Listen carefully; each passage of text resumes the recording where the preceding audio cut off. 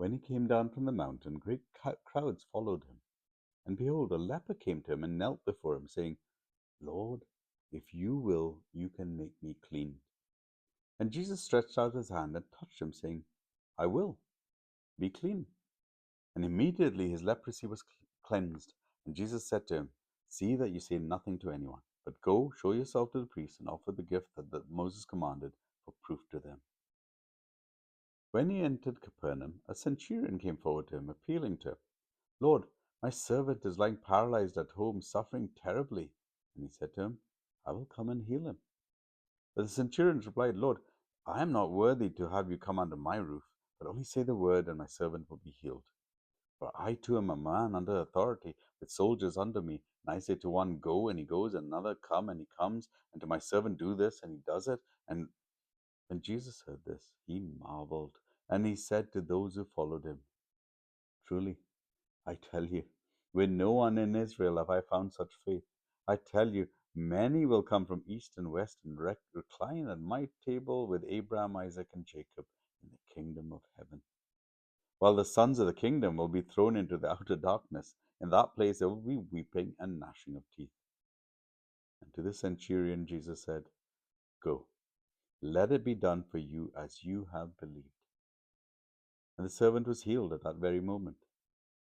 And when Jesus entered Peter's house, he saw his mother-in-law lying sick with a fever. He touched her hand, and the fever left her, and she rose and began to serve him.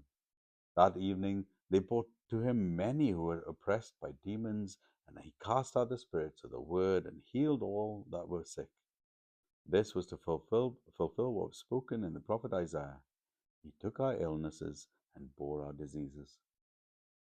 Now when Jesus saw a crowd around him, he gave orders to go over to the other side. And a scribe came up and said to him, Teacher, I will follow you wherever you go.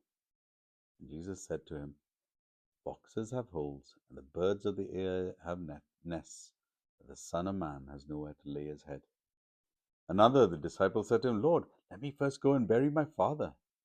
And Jesus said to him, Follow me, and leave the dead to bury their own dead.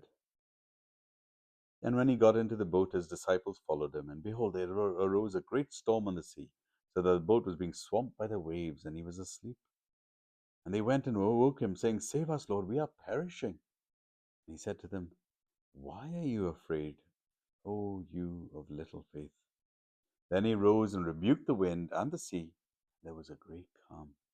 And the men marveled, saying, What sort of man is this, that even winds and sea obey him?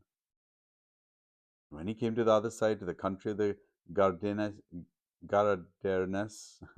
two demon-possessed men met him, coming out of the tombs, so fierce that no one could pass that way. And behold, they cried, What have you to do with us, O Son of God? Have you come here to torment us before the time? Now a herd of many pigs were feeding at some distance from them. And the demons begged him, saying, If you cast us out, send us away into the herd of the pigs. And he said to them, Go. So they came out and went into the pigs, and behold, the whole herd rushed down the steep bank into the sea and drowned in the waters. The herdsmen fled, and going into the city, they told everything, especially what had happened to the demon-possessed men. And behold, all the city came out to meet Jesus, and when they saw him, they begged him to leave their region. Matthew chapter 8.